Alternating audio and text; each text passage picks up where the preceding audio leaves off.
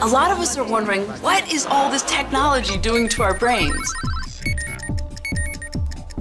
I mean, we know that the brain changes throughout life based on experiences. In fact, watching this movie is reshaping connections in your brain right now. But since we humans are the ones creating and using this technology, maybe a better question to ask is, how are we shaping our brains?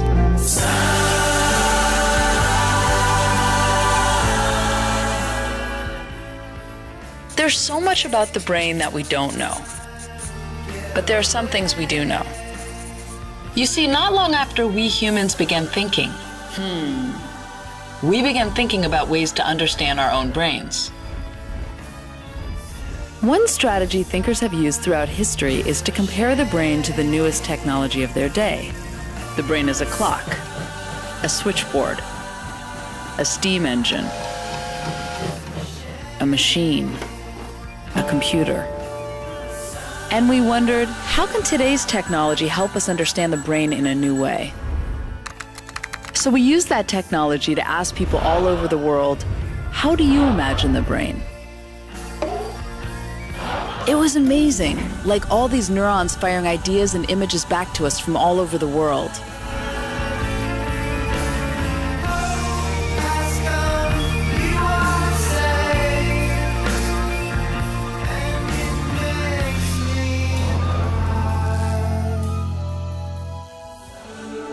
And it was very clear. The internet, the most advanced technological system in the world, is such a strong framework to help understand the human brain, the most advanced biological system in the world. But then we thought about it a bit more.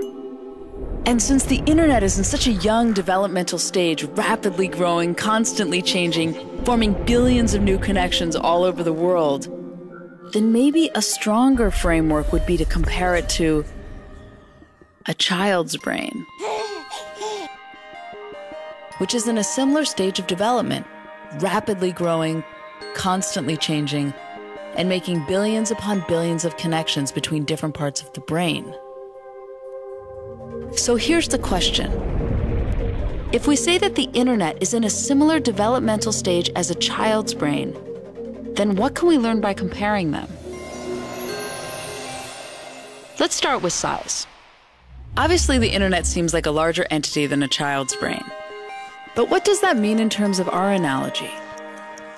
We could say that a neuron in the brain would be like a web page in the internet. So let's look at the number of neurons in a child's brain compared to the number of web pages on the internet. Well, a human at any age has about 100 billion neurons in the brain. But the internet has 10 times that, 1 trillion web pages. So with this analogy, the internet is bigger. So then, which of these networks is more complex? We could say a synapse in the brain, the connection point between two neurons, is like a hyperlink, the connection point between two web pages. So are there more connections in a child's brain or on the internet? Well, the internet has over 100 trillion links. And an adult's brain has 300 trillion links. But get this, a child's brain has a quadrillion connections, 10 times the number of connections of the entire internet. A child's brain has more connections than the entire internet. Yes, it blew our minds too. How is that even possible?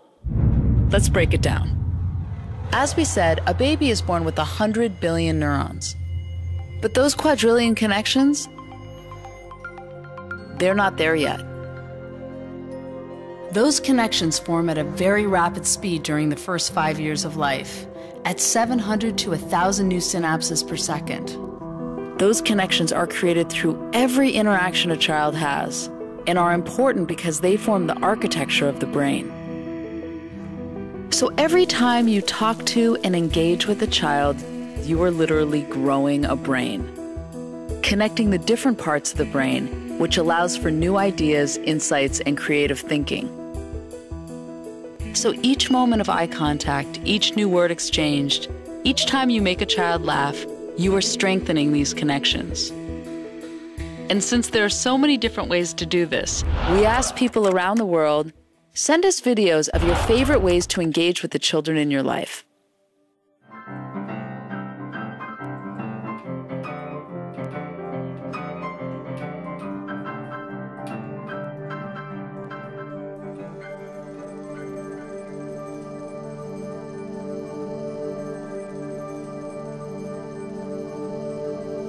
During these early years, a child's brain makes as many connections as possible.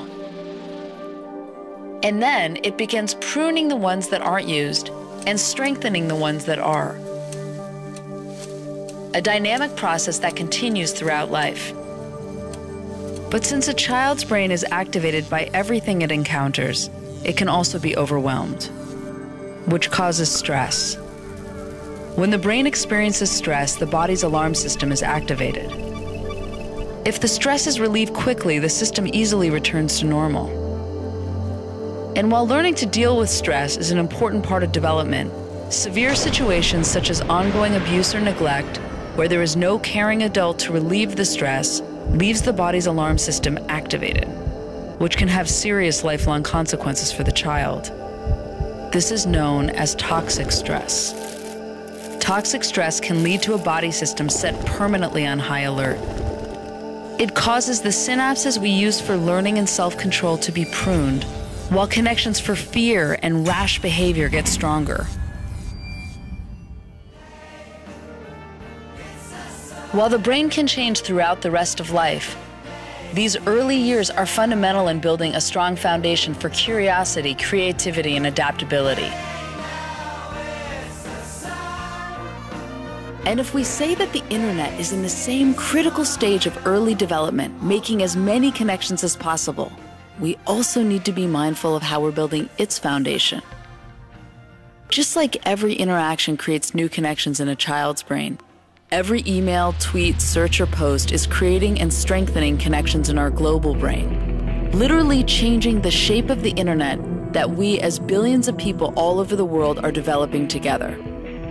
And just as it's key for all the different parts of a child's brain to be connected to set the stage for the most insightful and creative thoughts, it's key that all the different parts of the world are connected to lay the foundation for worldwide empathy, innovation, and human expression.